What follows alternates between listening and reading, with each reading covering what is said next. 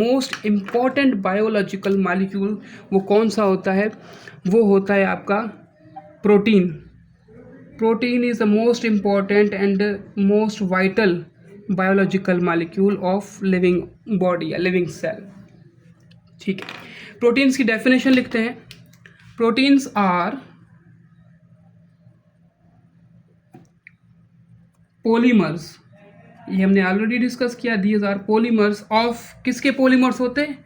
Amino acids, क्योंकि amino acids क्या होते हैं? मोनोमर्स, इनके सब यूनिट्स होते हैं। Are polymers of amino acids that are, that का मतलब amino acids are arranged in particular sequence. Particular sequence, amino acids हमेशा एक पर्टिकुलर सीक्वेंस में अरेंज होते हैं, कंबाइन होते हैं प्रोटीन बनाने के लिए, to form protein that perform particular function. यानी प्रोटीन ऐसे मॉलिक्यूल्स होते हैं, ऐसे पॉलीमर्स होते हैं जो अमाइनो एसिड्स के कॉम्बिनेशन से बनते हैं, और वो अमाइनो एसिड्स हमेशा एक पर्टिकुलर सीक्वेंस में अरेंज्ड होते हैं, फिर वो प्रोटीन बनाते हैं, और वो प्रोटीन एक पर्टिकुलर फंक्शन परफॉर्म करेगा। आगे जाकर हम डिफरेंट फंक्शंस ऑफ प्रोटीन पढ़ेंगे, आगे आपको ये चीज़ें ज़्यादा क्लियर हो जाएंगी। तो अब थोड़ी सी हम इसकी हिस्ट्री की बात कर लें, प्रोटीन की हिस्ट्री की बात कर लें कि इसको नेम कैसे दिया गया और ये डिस्कवर कैसे हुआ और इसके बारे में बेसिक इन्फॉर्मेशन हमें कैसे मिली। जब हिस्ट्री की बात करते हैं, सबसे पहले एक साइंटिस्ट था जोहानस मल्डर। जोहानस मल्डर एक साइंटिस्ट था जिसने प्रोटीन्स को डिस्कवर किया था। क्या किया था? Discover proteins. जब इसने प्रोटीन को डिस्कवर किया, इस मॉलिक्यूल को डिस्कवर किया, तो उसके बाद इस पर कुछ फर्दर रिसर्च की गई। तो इस मॉलिक्यूल के बारे में हमें दो इम्पॉर्टेंट चीज़ों के बारे में पता चला। सबसे पहली चीज़ हमें यह पता चला कि प्रोटीन जो होता है हैज़ लार्जेस्ट अमाउंट या percentage in cell as compare to other molecules. कोई भी मॉलिक्यूल्स हो, चाहे कार्बोहाइड्रेट्स हो, लिपिड्स हो, न्यूक्लिक एसिड्स हो, उनमें सबसे ज़्यादा परसेंटेज किसकी होती है? सबसे ज़्यादा परसेंटेज या अमाउंट किसका होता है? वो होता है प्रोटीन्स का। अब अगर आपने फर्स्ट लेक्चर मेरा अटेंड किया होगा तो उसमें मैंने आपको बताया था कि एक सेल के अंदर 30% जो होता है, 30% होता है, वो ड्राई वेट ऑफ सेल होता है, बाकी का 70% वाटर होता है। तो इस 30% में वाटर के अलावा जितने भी मॉलिक्यूल्स होते हैं, चाहे वो माइक्रो मॉलिक्यूल्स हों, चाहे मैक्रो मॉलिक्यूल्स हों, वो सब इस 30% में आते हैं। और इस 30% का भी 18% जो होता है वो प्रोटीन कॉन्स्टिट्यूट करता है। इसका मतलब वो है कि protein constitute more than 50% of dry weight of cell, क्योंकि 30 का 50% होगा 15, और ये 15 से ज़्यादा इसका परसेंटेज है। तो हम एक सेंटेंस यूज़ कर सकते हैं, protein constitutes more than 50% of dry weight of cell. Protein constitute more than 50% of dry weight of the cell. तो पहली चीज़ हमें ये पता चली कि प्रोटीन की परसेंटेज सबसे ज़्यादा है, और ये ड्राई वेट में भी ये 50% से ज़्यादा जो है वो कॉन्स्टिट्यूट करता है या शामिल है उसमें। और दूसरी हमें इम्पोर्टेंट चीज़ पता चली प्रोटीन के बारे में, protein performs most of functions in our body. यानी हमारी बॉडी में सबसे ज़्यादा फंक्शन भी किसके होते हैं? प्रोटीन के होते हैं। तो इस प्रोटीन मालिक्यूल को वेरिस्टाइल मालिक्यूल भी कहते हैं, यानी इसके बहुत ज़्यादा फंक्शंस हैं। तो दो चीज़ें, एक तो इसकी परसेंटेज सबसे ज़्यादा है, अमाउंट सबसे ज़्यादा है, और दूसरे इसके फंक्शंस भी सबसे ज़्यादा हैं। तो इन दो चीज़ों को नज़र में रखते हुए आप स्क्रीनशॉट ले लें इफ़ यू वांट। इन दो चीज़ों को नज़र में रखते हुए एक और साइंटिस्ट था।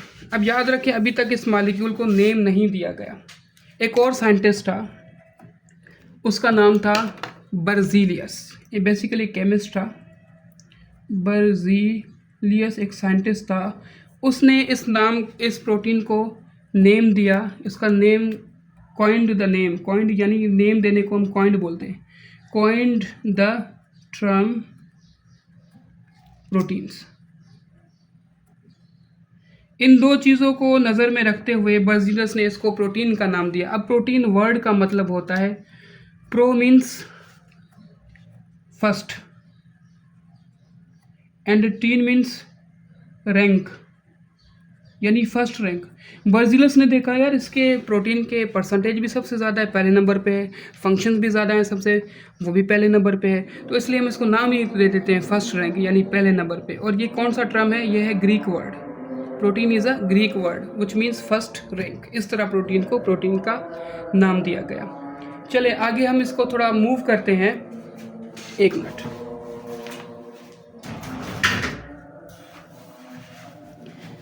आगे हम मूव करते हैं। देखिए, प्रोटीन एक पॉलीमर है, तो मैंने आपको बहुत दफ़ा रिपीट करके बताया कि ये सभी पॉलीमर्स किसी मोनोमर से बने होते हैं या सब यूनिट से बने होते हैं। तो प्रोटीन का जो सब यूनिट है वो होता है अमाइनो एसिड। प्रोटीन्स का सब यूनिट क्या होता है? Amino acid.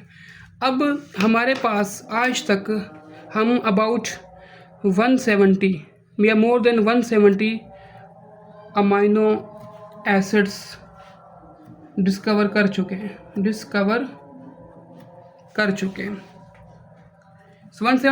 कर चुके हैं, लेकिन उसमें अबाउट 20 ऐसे अमाइनो एसिड्स हैं जो कि पार्टिसिपेट करते हैं,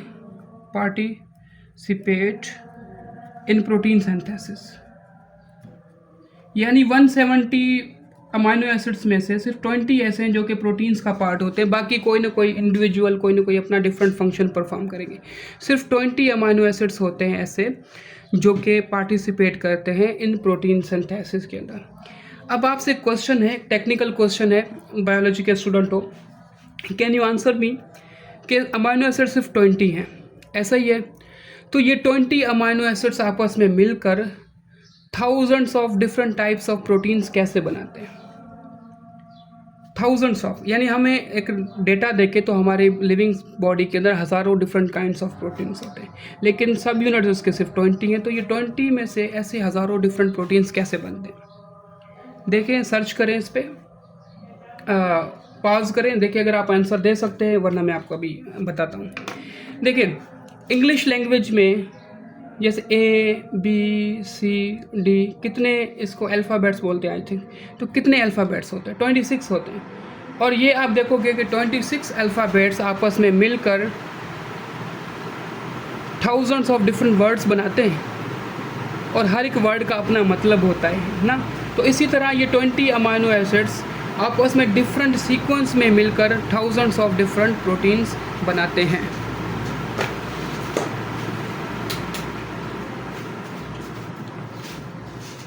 अब इसका मतलब ये हुआ कि प्रोटीन्स की properties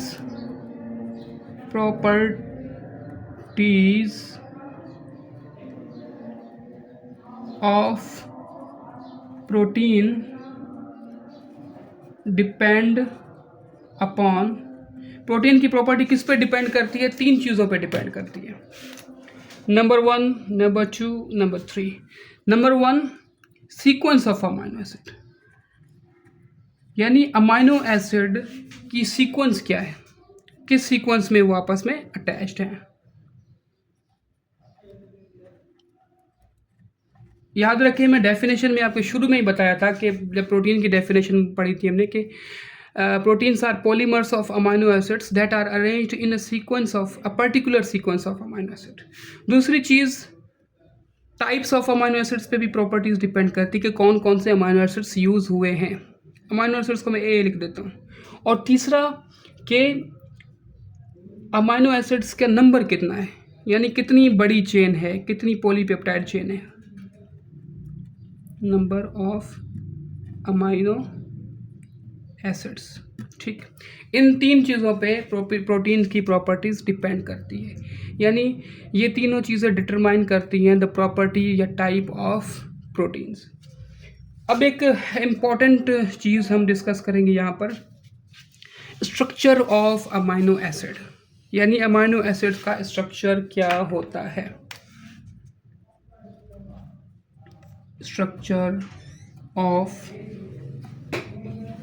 amino acids, dear light on करना। स्ट्रक्चर ऑफ अमाइनो एसिड, देखिए अमाइनो एसिड के स्ट्रक्चर में इस वेरी सिंपल, आपने क्या याद करना है कि सेंटर में होता है एक कार्बन जिसको हम अल्फा कार्बन भी कहते हैं। वो at a time 4 different types of component से रिएक्शन कर रहा है, तो उसको हम बोलेंगे अल्फा कार्बन। अच्छा, अमाइनो एसिड्स के एक साइड पर होता है COOH जिसको हम बोलते हैं carboxylic acid group, carboxylic acid group, और दूसरी साइड पर इसके होता है अमाइनो ग्रुप NH2 यानी अमाइनो ग्रुप, ठीक है। और कार्बन के ऊपर वाली साइड पर होता है हाइड्रोजन। ये 4 कंपोनेंट 1 2 3 4 ऐसे हैं जो कोई भी अमाइनो एसिड हो, जैसे मैंने आपको बताया ना 170 डिफरेंट अमाइनो एसिड्स हैं, उन सब के अंदर ये 4 कंपोनेंट्स कॉमन होंगे, सब के अंदर ये चारों कंपोनेंट वही होंगे, लेकिन एक अमाइनो एसिड दूसरे अमाइनो एसिड से डिफर करता है with this radical group R। Radical का मतलब ही होता है वेरिएबल या चेंजेबल, यानी जैसा अमाइनो एसिड्स वैसा रेडिकल ग्रुप, यानी जैसा रेडिकल ग्रुप वैसा अमाइनो एसिड। अब हमारे बुक के अंदर, टेक्स्ट बुक के अंदर 3 टाइप्स ऑफ रेडिकल ग्रुप्स बताए गए हैं, यानी अगर 170 अमाइनो एसिड्स हैं तो 170 डिफरेंट रेडिकल ग्रुप्स होंगे, लेकिन हमें कितने डिस्कस करने, ओनली 3। अगर यहाँ पर R की जगह पर मैं H लिख दूँ तो वो अमाइनो एसिड बन जाएगा ग्लाइसाइन, और इस R की जगह पर अगर मैं CH3 लिख दूँ, क्या लिख दूँ, CH3 लिखूँगा तो वो अमाइनो एसिड बन जाएगा एलिनिन। और अगर इसी रेडिकल ग्रुप R की जगह पर मैं CH2OH लिखूँ तो वो बन जाएगा आपका सीरीन या सीराइन, ठीक है। तो यहाँ पर आप देखें, one amino acid different from another amino acid with this radical group R, जैसा रेडिकल ग्रुप वैसा आपका अमाइनो एसिड। अब हम पढ़ेंगे क्लासिफिकेशन ऑफ प्रोटीन्स। अब प्रोटीन्स को टोटल 4 क्लासेस में डिवाइड किया गया है on the basis of structural complexity, on the basis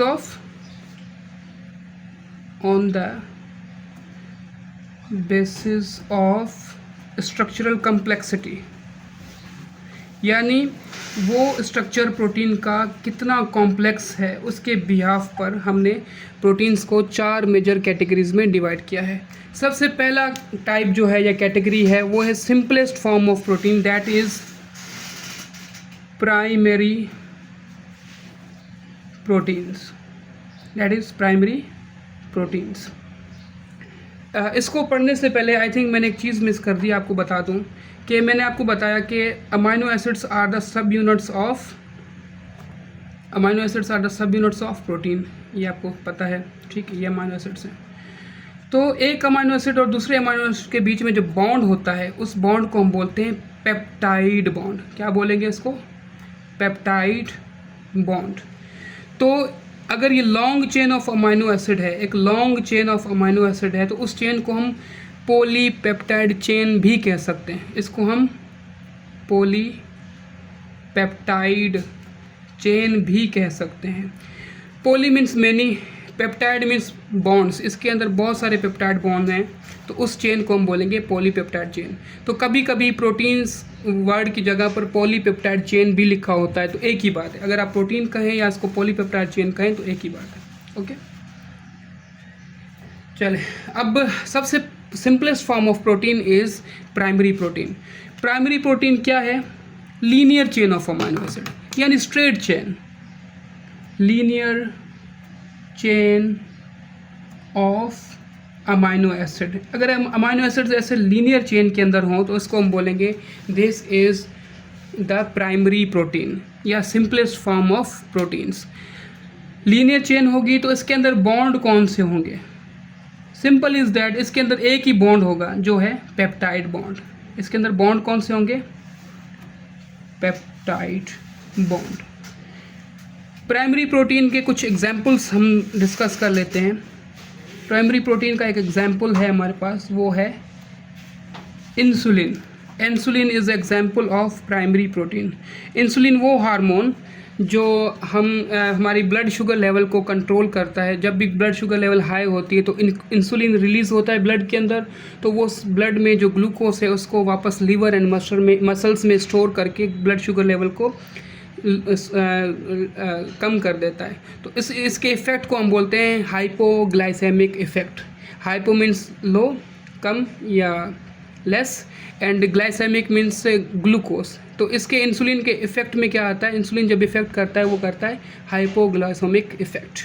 ठीक है, इसके अगेंस्ट एंटागोनिस्टिक एक हार्मोन आता है जिसको हम ग्लाइकोजन कहते हैं, ग्लूकोगान कहते हैं। उसका होता है हाइपर ग्लाइसेमिक इफेक्ट, यानी ब्लड की जब ब्लड शुगर लेवल कम हो गई है तो वो क्या करेगा, जो स्टोर्ड ग्लूकोज है लिवर एंड मसल्स उसको वापस ब्लड में लाएगा। तो इंसुलिन एंड ग्लूकोगान आपस में अपोजिट में काम करते हैं। ये एक एक्स्ट्रा चीज़ थी। तो insulin is example of primary proteins. दूसरा होता है हमारे पास सेकेंडरी प्रोटीन। सेकेंडरी प्रोटीन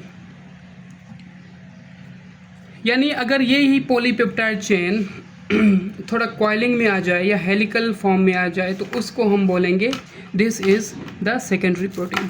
तो इसको लिखेंगे कॉइल्ड या हेलिकल या spiral structure of polypeptide chain. अगर एक पॉलीपेप्टाइड चेन का कॉइल्ड स्ट्रक्चर हो, हेलिकल स्ट्रक्चर हो या स्पाइरल स्ट्रक्चर हो तो उस प्रोटीन के मॉलिक्यूल को हम बोलेंगे this is the secondary protein. अच्छा, ये तीनों अलग चीज़ें। कॉइल्ड का मतलब होता है जैसे आप वो मच्छर जलेबी यूज़ करते हैं, ये कॉइलिंग होती है। हेलिकल का मतलब होता है इस तरह का कुछ स्ट्रक्चर, और स्पाइरल का मतलब होता है spring like structure like this.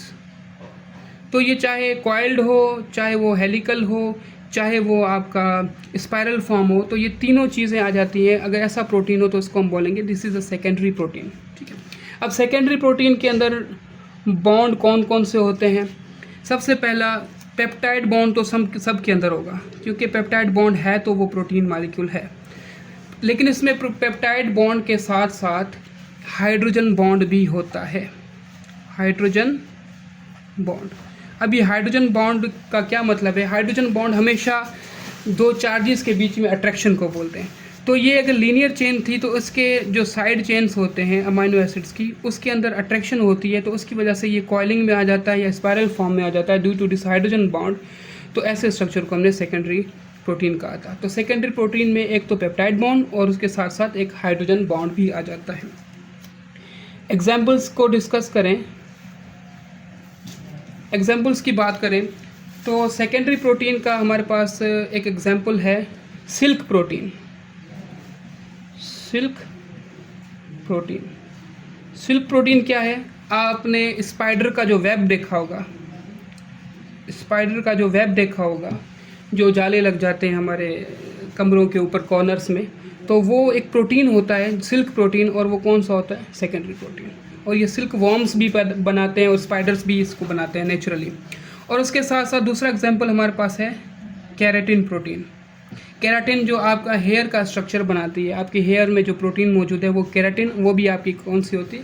Secondary protein. Screenshot ले लें। अब बात करते हैं third type of protein, that is tertiary protein. Tertiary protein, tertiary में क्या होता है? Folded and super folded structure of polypeptide chain. folded and super folded structure of polypeptide chain.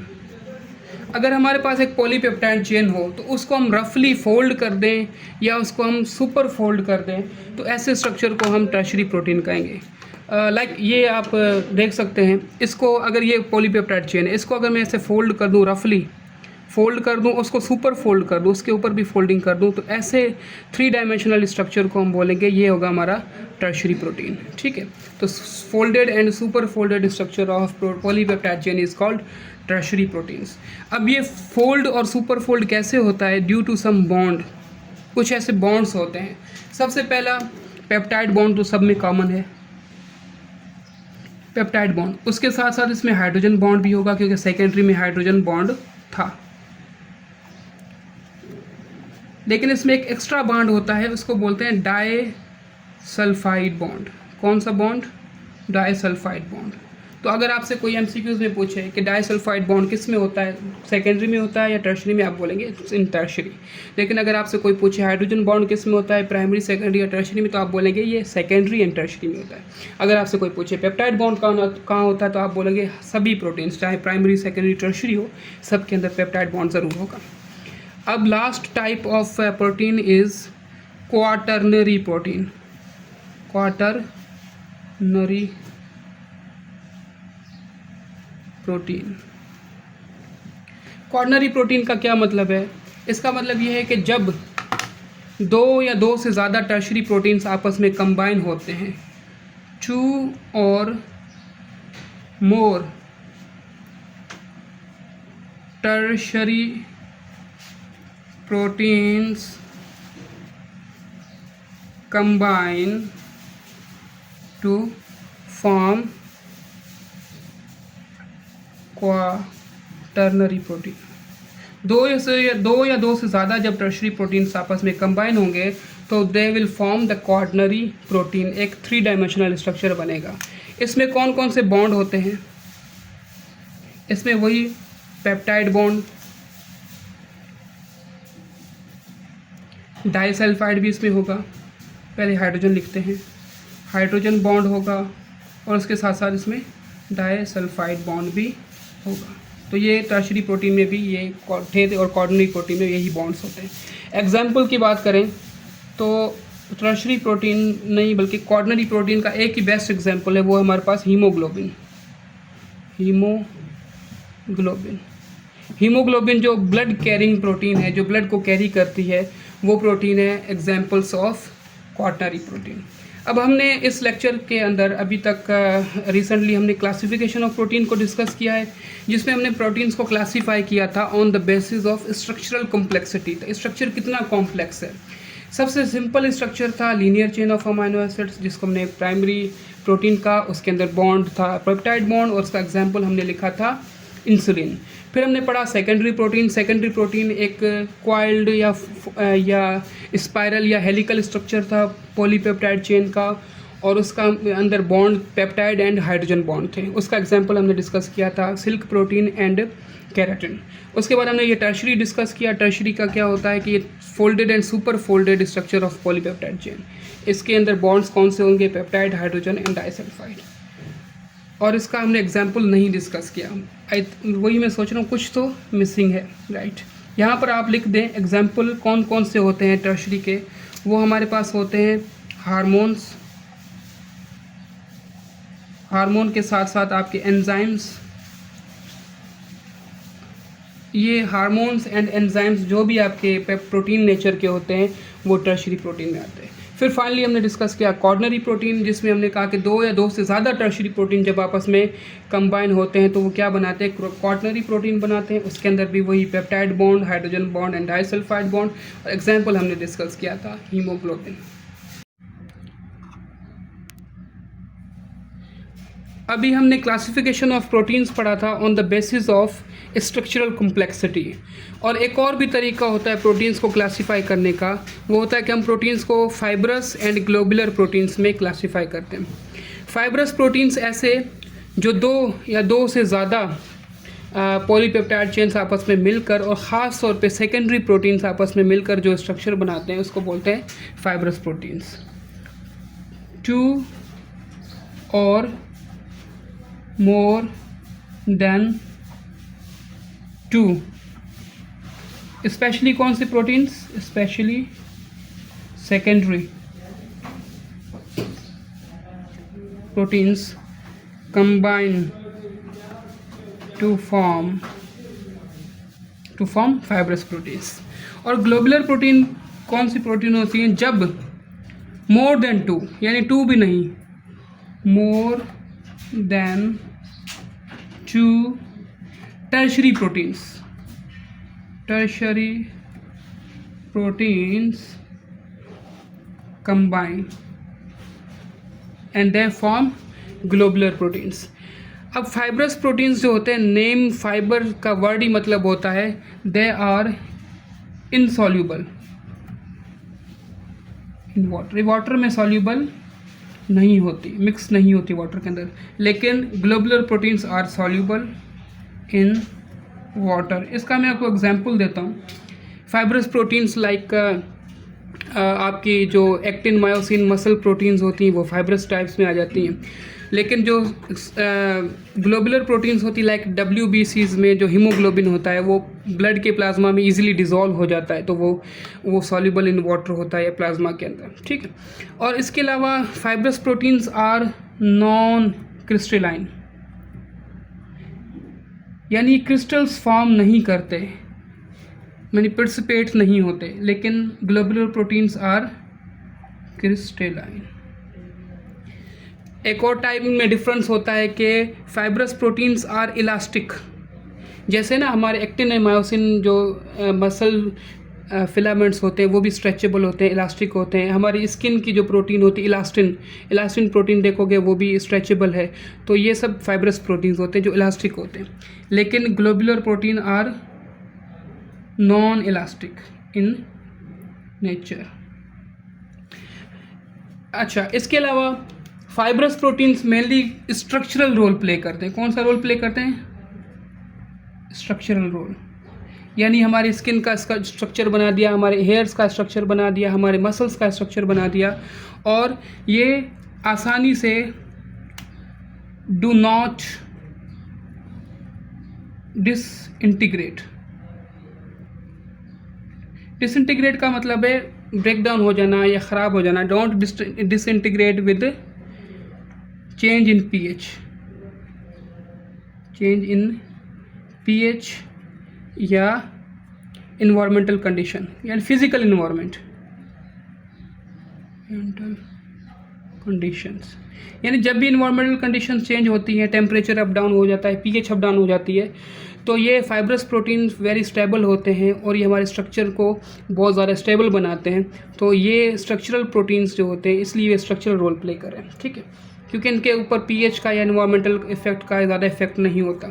लेकिन जो globular proteins are sensitive to pH and environmental conditions. जब भी environmental condition pH या temperature up down हो जाता है तो ये वेरी सेंसिबल होते हैं, वेरी सेंसिटिव होते हैं, तो इनमें क्या आ जाता है, बिगाड़ हो जाता है, यानी ईजिली डिसइंटीग्रेट। तो ये एक छोटा सा टॉपिक था जिसमें हम प्रोटीन्स को क्लासीफाई कर रहे हैं ऑन द बेसिस ऑफ कि वो फाइब्रस होते हैं या ग्लोबुलर होते हैं। अब इनका एक एक हम एग्जाम्पल भी डिस्कस कर लें। आप स्क्रीनशॉट ले लें, यहाँ पर मैं एक एग्जाम्पल लिख लेता हूँ तब तक, ठीक है। इनके कुछ एग्जाम्पल्स होते हैं, लाइक फाइब्रस प्रोटीन्स के एग्जाम्पल लें तो हमारे जो हेयर की प्रोटीन है केराटिन हो गई। उसके अलावा हमारे एक्टिन मायोसिन जो मसल प्रोटीन्स होते हैं ये भी फाइब्रस होते हैं। इसके अलावा फिब्रिनोजन जो ब्लड क्लोटिंग में हेल्प करती है प्रोटीन, ये सब किसके अंदर आ जाते हैं, फाइब्रस के। ग्लोबुलर के अंदर आ जाते हैं एंटीबॉडीज़ जिसको हम इम्यून प्रोटीन्स बोलते हैं, हार्मोन्स एंजाइम्स, ये सब क्या आ जाते हैं, ग्लोबुलर प्रोटीन के लिए। इसलिए आपने पढ़ा होगा enzymes are very sensitive to pH and temperature, तो इस हिसाब से वो ग्लोबुलर कैटेगरी में आ जाते हैं। ओके, अब फाइनली हम एंड पर पहुंच गए हैं, जहाँ पर हम प्रोटीन्स के रोल पढ़ेंगे, रोल यानी उनके फंक्शन पढ़ेंगे। Final topic is roles of protein. Final topic is roles of protein. Roles यानी फंक्शन। अब प्रोटीन टोटल 2 किस्म के फंक्शंस परफॉर्म करता है। एक फंक्शन होता है स्ट्रक्चरल रोल ऑफ प्रोटीन, यानी प्रोटीन जब भी as a structural component use हो तो उसको बोलेंगे protein is performing structural role. और दूसरा होता है फंक्शनल रोल, यानी प्रोटीन जब भी कोई फंक्शन परफॉर्म कर रहा है, पर्टिकुलर फंक्शन परफॉर्म कर रहा है, तो उसको बोलेंगे ये इसका प्रोटीन का फंक्शनल रोल है। चलें वन बाय वन डिस्कस करते हैं। स्ट्रक्चरल रोल में बात करें, सबसे पहले आपकी बॉडी के स्ट्रक्चर्स की बात करें। आपकी बोन्स जो होती हैं, आपकी बोन्स होती हैं वो भी एक प्रोटीन की बनी होती हैं। उसके अलावा आपके मसल भी प्रोटीन के बने होते हैं, आपकी स्किन भी प्रोटीन की बनी होती है। उसके अलावा आपके क्रोमोसोम का स्ट्रक्चर, क्रोमोसोम के स्ट्रक्चर में डीएनए के साथ एक प्रोटीन होता है, वो भी आपका स्ट्रक्चरल रोल प्ले कर रहा है। देखिए बोन का स्ट्रक्चर एक प्रोटीन बनाती है जिसको बोलते हैं collagen. Collagen protein makes the structure of bone, यहाँ पर स्ट्रक्चरल रोल प्ले करिए। Actin and myosin, actin and myosin किसका स्ट्रक्चर बना रही है, मसल का। आपकी स्किन का स्ट्रक्चर बनाती है इलास्टिन प्रोटीन, ये भी स्ट्रक्चरल रोल प्ले करिए। क्रोमोसोम के अंदर क्या होता है, डीएनए होता है। डीएनए के साथ प्लस में एक प्रोटीन होती है जिसको हम बोलते हैं हिस्टोन प्रोटीन।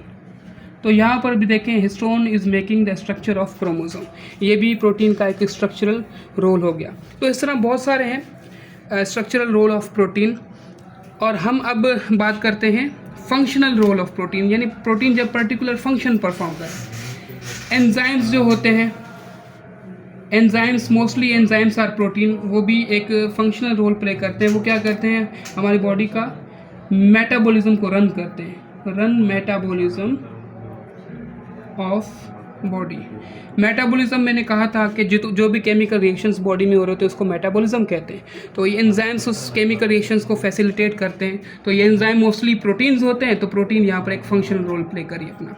उसके अलावा हार्मोन्स, मोस्टली जो हार्मोन्स होते हैं वो भी प्रोटीन्स होते हैं। कुछ हार्मोन्स जो होते हैं वो लिपिड नेचर के होते हैं, उसको हम स्टीरॉयड हार्मोन्स कहते हैं, लेकिन मोस्टली प्रोटीन नेचर के होते हैं। तो हार्मोन्स क्या करते हैं, रेगुलेट बॉडी, हमारी बॉडी को जो रेगुलेट करते हैं, वो बॉडी की कम्युनिकेशन करवाते हैं, केमिकल मैसेंजर्स होते हैं, वो होते हैं हार्मोन।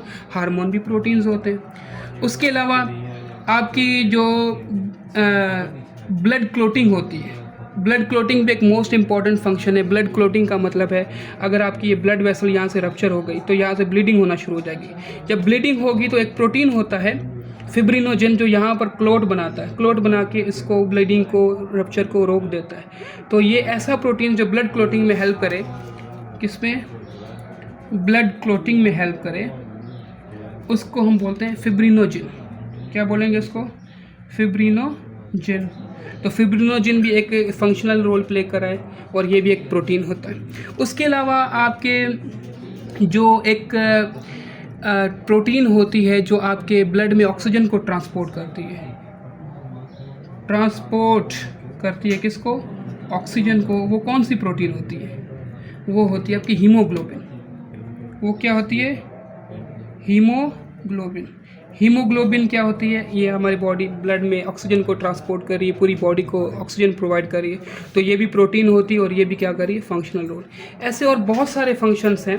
इवन आप एंटीबॉडी की बात करें, एंटीबॉडी भी एक प्रोटीन होती है जो हमारे बॉडी में इम्यून रिस्पॉन्स देती है, यानी इम्यून सिस्टम में का इम्पॉर्टेंट पार्ट होती है एंटीबॉडीज़। ये हमारे इम्यून सिस्टम का एक पार्ट है, तो ये भी हमारे पास एक प्रोटीन है। तो ये सब प्रोटीन के हमने फंक्शनल रोल डिस्कस किए, ये सब प्रोटीन के हमने स्ट्रक्चरल रोल डिस्कस किए।